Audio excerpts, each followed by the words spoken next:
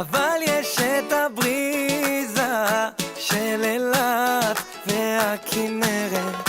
אז אם אתה מרגיש שחם, תתארגן על אוטו ועל בגד ים.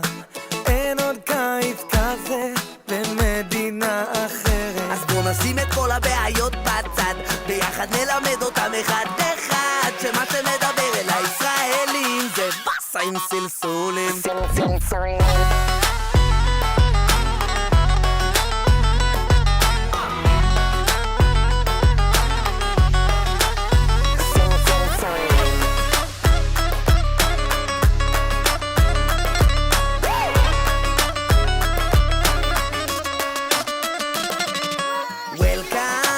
פותחים נכון, המקום הכי חם במזרח התיכון. מדינה קטנה, סתכלו סביב, יש ביג בלאגן בתל אביב. חולים על מעואלים ועפים איך שהביט נכנס, הקצב של הבאסים יעשה לך בראש קרקס.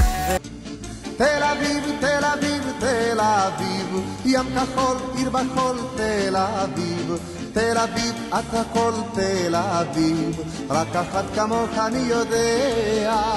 תל אביב, תל אביב, תל אביב, ים כחול, עיר בחול, תל אביב. תל אביב, את הכל תל אביב.